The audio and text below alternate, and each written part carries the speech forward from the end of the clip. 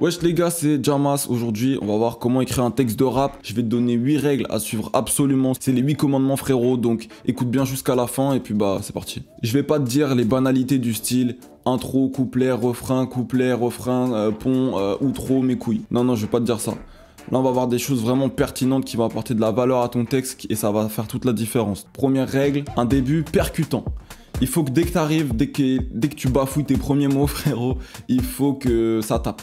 Si tu prends Nekfeu tempête, bah voilà, dès le début, tu mets une grosse gifle, tu comprends direct, t'es là, t'es scotché avec tes écouteurs, tu t'en peux plus, tu transpires. Deuxième règle, pareil, une fin percutante. Booba dans Saddam Hussein, là, il dit « Tu veux t'asseoir sur le trône, faudra t'asseoir sur mes genoux ».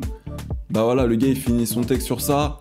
C'est la cerise sur le gâteau, mon pote. Troisième règle, il faut que t'aies de la mélodie, poteau. C'est-à-dire que même si t'écris comme Molière, Baudelaire et compagnie, je m'en balèque. S'il n'y a pas de mélodie en 2021, on va pas écouter ton son. Il faut qu'il nous rentre dans la tête. Amène de la mélodie, on est en 2021, c'est très important. Quatrièmement, avoir des flows variés. C'est-à-dire qu'on va vite se faire chier si t'as tout le temps le même flow en mode non. Et les gens font ça, ils le font très mal. Donc varie tes flows.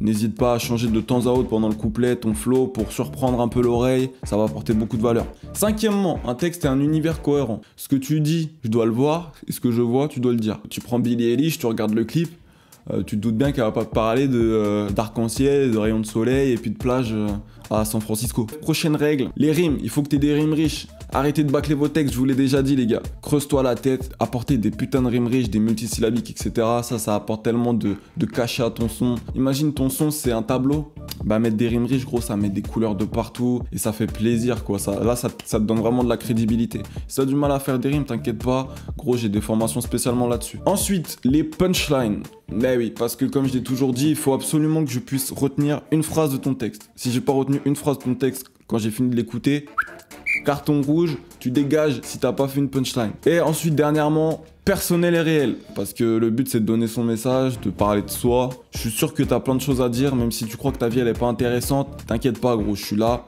Et il faut juste que tu saches comment le dire. Mais il y a plein de choses à dire. Mais en tout cas, dis la vérité, dis des choses qui te tiennent à cœur. Ça sert à rien de parler de choses que tu ne vis pas ou de choses qui plaisent aux gens. On s'en bat les couilles. Donc voilà, respecte ces 8 règles-là si t'as du mal à écrire des textes et que tu veux avoir de l'or sur papier. J'ai une formation spécialement sur ça, donc n'hésite pas à aller checker en description. J'ai plein d'autres formations sur le flow, les textes, le mental, les réseaux sociaux, le beatmaking, le mixage, les clips. Donc voilà, j'ai plein de formations, si ça t'intéresse, n'hésite pas à aller voir. Elles sont toutes en promotion en ce moment, donc va checker. D'ailleurs, tu as aussi une formation offerte en description. Voilà, donc j'espère que ça t'a plu, frérot. Mets un like si t'as kiffé, mets un commentaire si t'as kiffé, partage si t'as kiffé.